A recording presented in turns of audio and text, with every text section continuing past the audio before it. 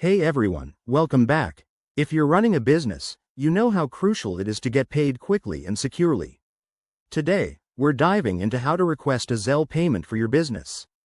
Zelle is a fast, easy way to send and receive money directly from your bank account, and it's perfect for small businesses or freelancers who need to invoice clients without the hassle of checks or wires. First things first, make sure your business bank account is set up with Zelle. Most major banks support it, so log into your bank's app or website and check if Zelle is integrated. If not, you might need to download the Zelle app and link your business account. Double check that it's a business-eligible account to avoid any issues. Once you're all set up, let's get to the steps. Open your banking app and navigate to the Zelle section. It's usually under Payments or Transfers. Hit the Request Money option. That's your key to getting paid. Now, enter the email address or phone number of the person or business you want to request payment from. Make sure it's accurate to avoid delays. Next, specify the amount you need.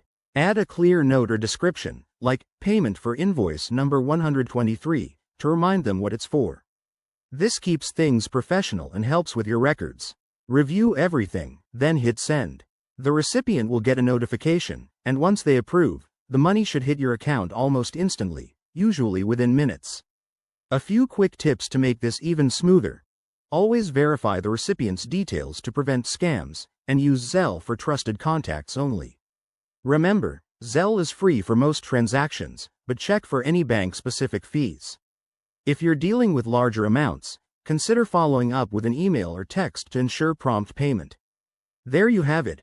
Requesting a Zelle payment for your business is straightforward and efficient. Give it a try on your next invoice and watch your cash flow improve. If you found this helpful, hit that like button and subscribe for more business tips. Thanks for watching, and I'll see you in the next video.